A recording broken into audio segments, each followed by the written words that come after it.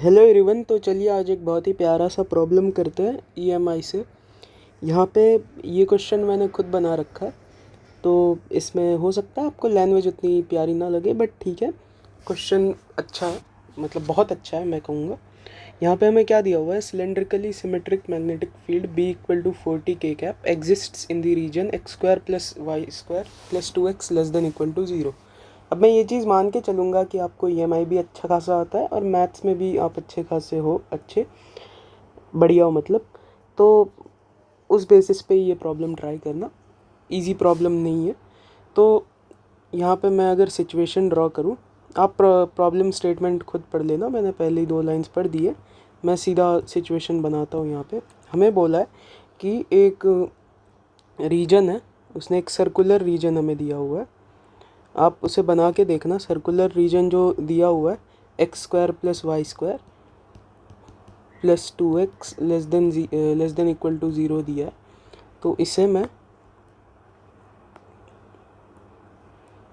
+1 -1 अगर कर दूँ ये साइड, तो x square plus 2x plus 1 को एक साथ अगर लिखें तो x प्लस 1 का whole square plus Y square less than equal to 1 आ जाएगा। तो ये वाला जो हमारा सर्कल x प्लस 1 का whole square plus Y square -1 less than equal to 0, तो ये कोनिक है s less than equal to 0, यानी ये वाला रीजन हम देख रहे हैं। और ये कौन सा सर्कल होगा ये तो आप बड़े आराम से समझ ही सकते हो। ये इसका जो सेंटर होगा वो -1, 0 पे लाई कर रहा होगा और इसका रेडियस 1 होगा। तो हमें ये वाले रीजन में एक मैग्नेटिक फील्ड दी हुई है जो कि टाइम के साथ वेरी कर रही है 4t के हिसाब से। ऊपर फंक्शन भी दिया हुआ है उसका, और ऊपर के तरफ है। ऊपर के तरफ से मेरा मतलब है कि आपके तरफ है, ऐसे पॉजिटिव z एक्सिस में ऐसे दिखाते हैं हम। तो ये जो है b इक्वल टू 4t दे रखा है। तो यहाँ पे अगर मैं dB/dt की वैल्यू करूँ तो की वैल्यू निकालूँ तो वो 4 आ जाएगा। शायद काम आए आगे, तो अलग से रख लेते हैं, मतलब मुझे तो पता है ये काम आएगा, तो काम आएगा ही। अब यहाँ पे हमें दिया हुआ है कि एक ट्यूब है, वो ट्यूब जो है उसका इक्वेशन भी आपको दे रखा है y इक्वल टू e⁻⁻x - 2। तो आप इसमें अगर x इक्वल टू 0 डालोगे तो यहाँ पे आपको पता चलेगा कि x इक्वल टू 0 पे y की वैल्यू जो है दैट इज़ -1। तो यहाँ से आपका शुरू हो रहा है, और फंक्शन देख के ही पता चल रहा है ये एक एक्सपोनेंशियली डिकेइंग फंक्शन है। इसमें आप देखना, अगर आप x को इन्फिनिटी पुट करोगे तब आपको दिखेगा कि हमारा जो कर्व है वो y इक्वल टू -2 लाइन को अप्रोच करेगा।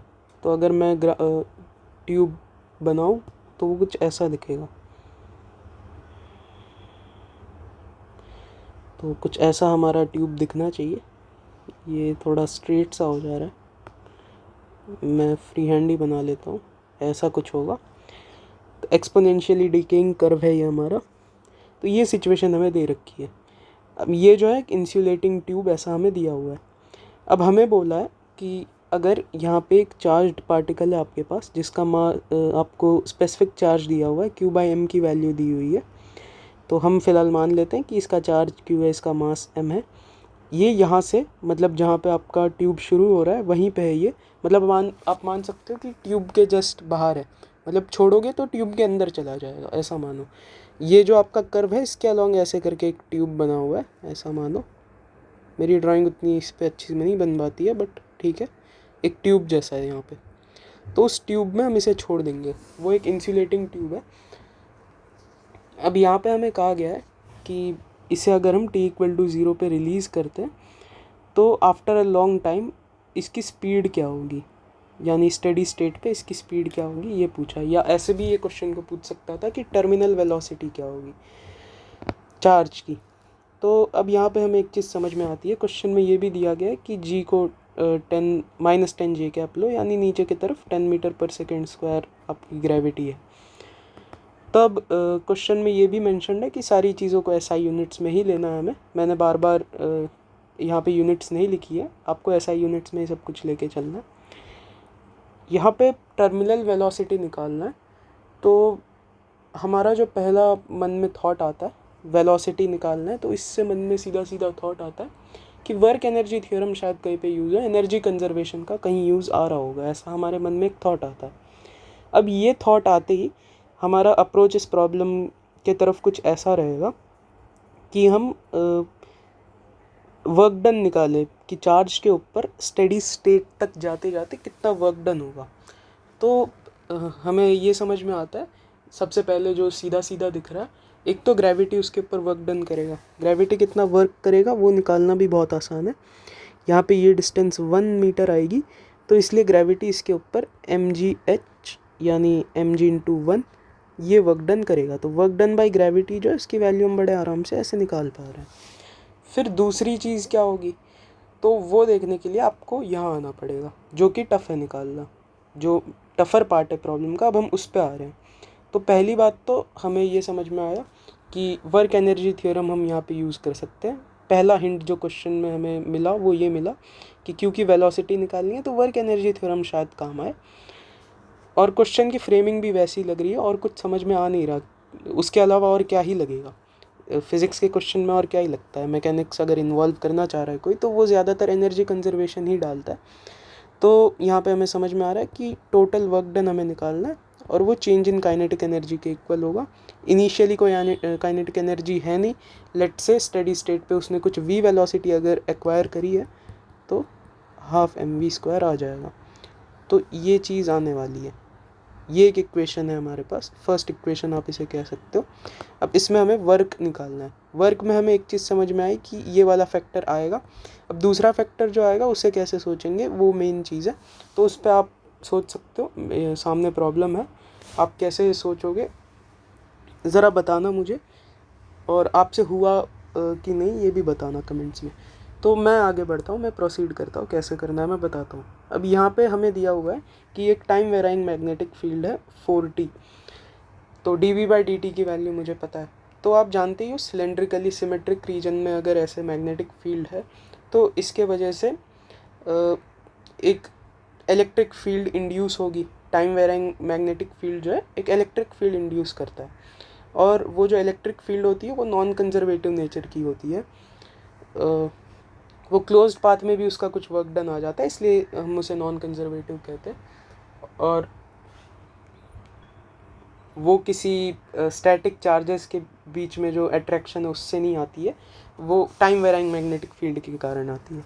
तो उसका अगर मैं यहाँ पे ओरिएंटेशन दिखाऊँ आपको, तो राइट हैंड थंब रूल से आप बड़े आराम से देख सकते हो। थंब को बी वेक्टर के डायरेक्शन में करना, और आपके पाम को आप रोटेट करोगे तो आपको उसका सेंस पता चलेगा। तो यानी हमारा जो नॉन कंजर्वेटिव इलेक्ट्रिक फील्ड है वो कुछ ऐसे ओरिएंटेड होगा अराउंड द सेंटर, इस प्रकार से हर जगह होगा, इन्फिनिटी तक जाता है ये, ऐसे ऐसे मैं कुछ बना दे रहा हूँ थोड़े मोड़े, ऐसा कुछ होगा।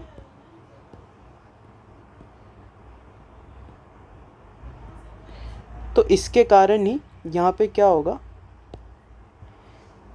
ये वाला पॉइंट जहाँ से स्टार्ट किया है हमने, लेट से इसे हम ए कह देते हैं, ये पॉइंट को हमने ए कह दिया, और इन्फिनिटी पे यहाँ पे जो भी पॉइंट आएगा उसे लेट से हम बी कह दे रहे हैं। तो इस इलेक्ट्रिक फील्ड के वजह से यहाँ पे हमारे चार्ज क्यू पे एक पुश इस तरफ आएगा। उस पुश के कारण ए से बी तक ये इलेक्ट्रिक फील्ड जो है आपकी, इसकी डायरेक्शन भी मैं दिखा देता हूँ, ऐसी होगी राइट हैंड थंब रूल से।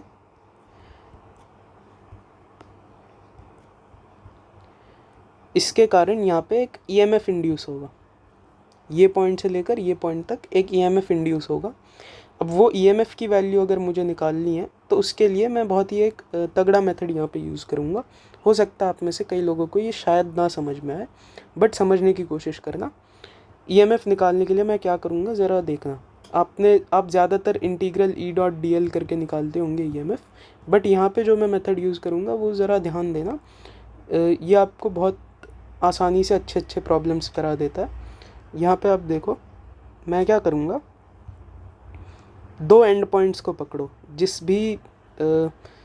जिन दोनों पॉइंट्स के अक्रॉस आपको ईएमएफ निकालना है उन दो पॉइंट्स को पहले तो पकड़ो। तो ये मेरा वो पहला पॉइंट हो गया, और यहाँ पे इन्फिनिटी पे ये बी होगा। यहाँ पे आपको दिखे ना, लेकिन मान लो बी जो है वो इन्फिनिटी पे है।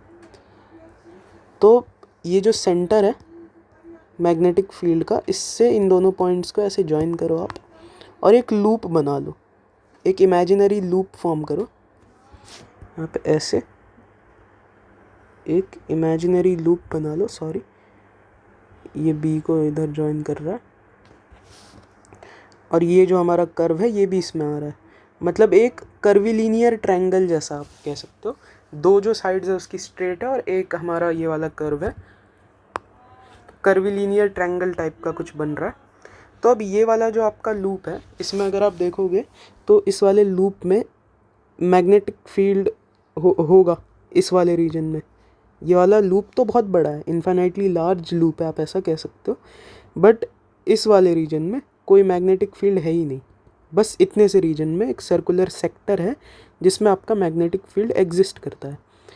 तो यहाँ पे अगर मैं इस पूरे लूप में ईएमएफ इंड्यूस्ड निकालना चाहूँ, तो ईएमएफ इंड्यूस्ड इन दी लूप अगर मैं निकालना चाहूँ, लेट से मैं इस लूप का कुछ नाम भी रख देता हूँ, ये ओ है मेरा, तो ओ ए बी कहते हैं इसे लेट से। तो EMF induced in O A B will be equal to, ऐसे ही दिखाते हैं, E O A B will be equal to A into D B by D T. अब मैग्नेटिक फील्ड इतने से रीजन में ही है तो एरिया भी हम इसी रीजन का लेंगे। तो इसका एरिया कितना हो जाएगा, तो इसका एरिया अगर आपको निकालना है तो अब ये समझ में आता है कि बी आपका क्योंकि इन्फिनिटी पे है तो ऑब्वियसली ये जो वर्टिकल के साथ एंगल बनाएगा ये वाला लाइन, ये वाला, ये 90 डिग्री होगा। यहाँ पे दिख नहीं रहा है बट 90 डिग्री होगा। और ये वाला एंगल हम जानते हैं 45 डिग्री है। कैसे है 45 डिग्री, क्योंकि ये वाली जो डिस्टेंस है ये भी 1 है और ये भी 1 है, तो ये एंगल 45 डिग्री होगा।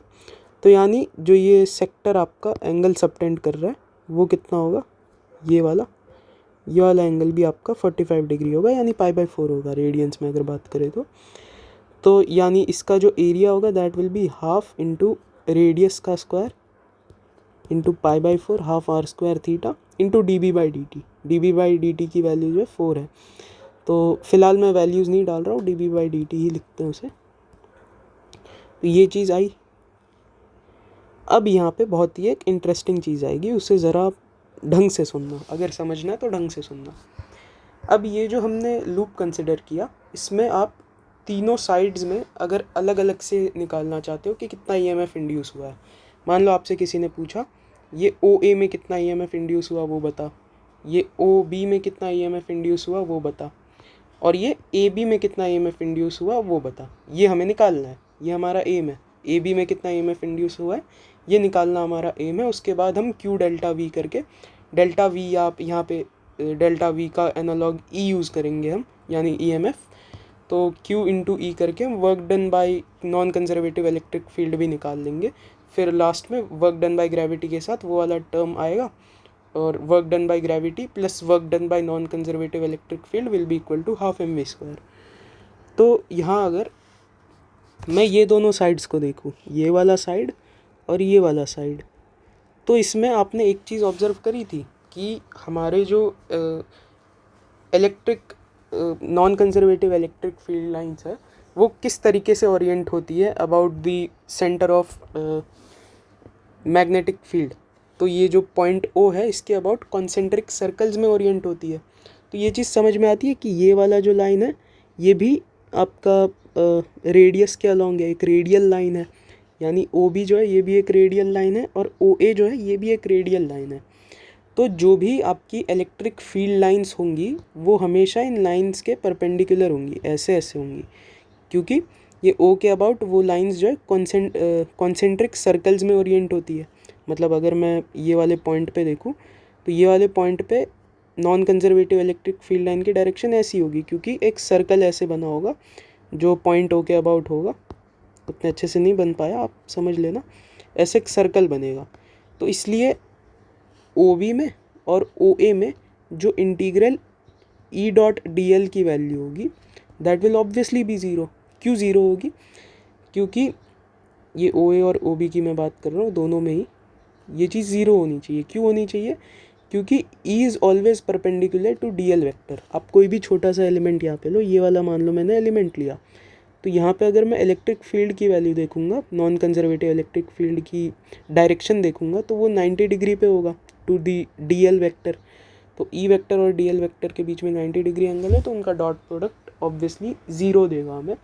इस वजह से यहाँ पे हम एक चीज़ कह सकते हैं कि ओ ए में से और ओ बी में से असलियत में कोई भी ई एम एफ इंड्यूस्ड ही नहीं होगा, इनमें कोई भी ई एम एफ इंड्यूस ही नहीं होगा। तो आप पूरे लूप ओ ए बी में जो ई एम एफ इंड्यूस होगा उसे 3 पार्ट्स में ब्रेक कर सकते थे, कि जो E M F O A में इंड्यूस होगा प्लस ए बी में प्लस बी ओ में, O A plus E A B plus E B O, इसमें हम इसे ब्रेक कर सकते थे। आप integral E dot D L करके भी देख सकते हो कि integral E dot D L, closed integral E dot D L in the loop O A B is equal to integral E dot D L from O to A plus integral E dot D L from A to B plus integral E dot D L from B to O. तो अब ये चीज़ और ये चीज़ तो zero है, ये हमने अभी अभी देखा यहाँ से। This is nothing but E O ए या ओ बी, दोनों सेम ही है, ज़ीरो ही है इस वजह से। तो ये दोनों ज़ीरो है, तो यहाँ से हमें समझ में आया कि जितना लूप में ईएमएफ इंड्यूस हुआ है वही सेम अमाउंट ऑफ ईएमएफ आपका ए बी में से भी इंड्यूस हुआ है, यानी इस कर्व के अलॉन्ग भी उतना ही ईएमएफ होगा। तो ये चीज़ हम यहाँ पे देख रहे हैं।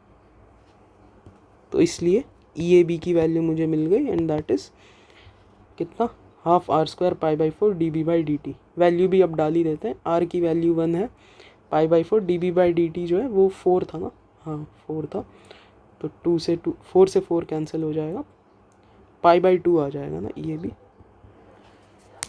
तो ई ए बी आपका पाई बाई 2 आ गया। अब फाइनली और किसी के कारण तो अब यहाँ पे वर्क डन होगा नहीं, और कोई फोर्स है नहीं क्योंकि फ्रिक्शन वगैरह को नेग्लेक्ट ही करना है, स्मूथ बोला हुआ है। तो work done equal to change in kinetic energy, तो work done by gravity plus work done by non conservative electric field will be equal to half M V square. तो ये तो एम जी ही है, plus ये चीज़ हमने निकाल लिया पाई by 2। ये तो आपका पोटेंशियल डिफरेंस का एनालॉग हो गया ईएमएफ। तो अगर हमें work done by non conservative electric field निकालनी है तो कंजर्वेटिव के लिए हम क्यू डेल्टा भी करते थे, इसके लिए हम क्यू ई कर देंगे। तो charge into pi by 2 equal to half M V square. तो यहाँ पे थ्रू आउट एम से डिवाइड कर दिए, तो G plus Q by M into pi by 2 will be equal to V square by 2। G की वैल्यू 10 है, प्लस क्यू बाई एम की वैल्यू क्वेश्चन में दी हुई है, कितनी दी है 5 बाई पाई। तो पाई से पाई कैंसिल हो जाएगा, 5 बाई 2 आ जाएगा ये, और ये वी स्क्वायर बाई 2 आ जाएगा। तो यहाँ पे वी स्क्वायर की वैल्यू 25। तो यहाँ से हमें समझ में आ रहा है कि वी की वैल्यू जो है दैट विल बी 5 मीटर्स पर सेकेंड। तो आई होप आपको ये प्रॉब्लम पसंद आया होगा। सिंपल सा प्रॉब्लम था, मतलब सिंपल तो नहीं था ऑब्वियसली, कॉम्प्लेक्स सा प्रॉब्लम था, जिसे मैंने अपने तरफ से जितना अच्छे से मैं एक्सप्लेन कर सकता था उतने अच्छे से एक्सप्लेन करने की कोशिश करी है। और ये जो हमने चीज़ यूज़ करी ना, ये लूप वाला, ये बहुत ही ब्यूटीफुल सा कॉन्सेप्ट है जो कि कई अच्छे प्रॉब्लम्स में काम देता है। तो यहाँ पे भी काम आ गया। तो थैंक यू, आज के लिए इतना ही।